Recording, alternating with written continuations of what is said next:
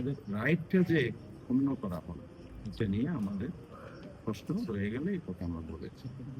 সেখানে আল্লাহ মামুনুর সাহেব, বাংলাদেশ খেলাফত মজলিসের যিনি প্রধান, জামাত ইসলামের সেক্রেটারি জেনারেল অধ্যাপক মিয়া গোলামপুর আসেন, ঢাকা ৮ আসনের নাসিরুদ্দিন পাটোয়ারি, এই নামগুলো আপনারা জানেন, ছিলেন। এই জন্য এগুলো বললাম। এই জন্য এই ধরনের আরো অনেকে, যেগুলো আমরা তালিকা জমা দিয়েছি, কমিশন কাছে বলেছি, এগুলো রিকাউন্টিং করা হোক, পুনর্গণনা করা হোক। এই চট্টগ্রাম ১৪ কর্নল আলী সাহেবের ছেলে মঙ্গল ফারুক সাহেব, উনি এখানে উপস্থিত আছেন।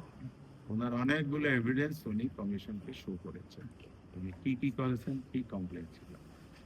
এরপরে প্রার্থী ভ্যালিড ইনভ্যালিড করার ক্ষেত্রে ঋণ খেলাফিদেরকে বৈধতা দেওয়া হয়েছে, দ্বৈত নাগরিকত্ব বৈধতা দেওয়া হয়েছে।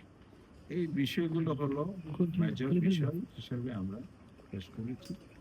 কমিশনের কাছে আমরা এটাও বলেছি, আপনারা তড়িঘড়ি করে গেজেট প্রকাশ করেছেন, কারণ ১২ তারিখ ইলেকশন হয়েছে, ১৩ তারিখ রাত ১১টায় গেজেট প্রকাশ হয়েছে।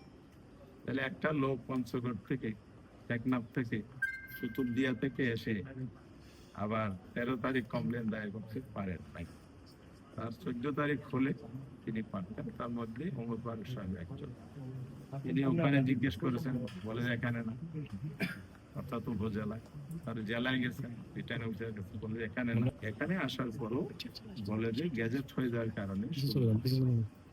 এই যে বিষয়গুলো তড়িঘড়ি করে করা হয়েছে, অথচ ১৩ তারিখ সকালে আমাদের ডেলিগেশন আসছিল, এনসিপি ডেলিগেশন আসছিল, তারা বলেছে আপনারা গেজেট প্রকাশ করবেন না, আমাদের এই কমপ্লেন গুলো আছে, পুনর্গণনা, বিশেষ করে এই কয়েকটি আসন স্থগিত রেখে পুনর্গণনার মধ্য দিয়ে স্বচ্ছতার সাথে আপনারা রেজাল্ট দেন, তারপরে গেজেট দেন।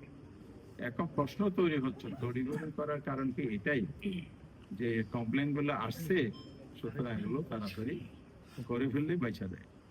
আমি জানি না ওনাদের নিয়ত ভালো, আমরা বলছেন স্বচ্ছতার সাথে করেছেন, সবই শুনেছি, কিন্তু আমরাও বলছি যে আমাদের কমপ্লেন আমরা দিয়ে গেলাম, আইনের দরজা খোলা আছে, ওনারাও বলেছেন, আমরাও আইনের প্রক্রিয়ার মধ্যে যাব। কিন্তু এখানে আমাদের রাইটটা যে ক্ষুণ্ণ করা হলো, এটা নিয়ে আমাদের প্রশ্ন রয়ে গেলে এই কথা আমরা বলেছি।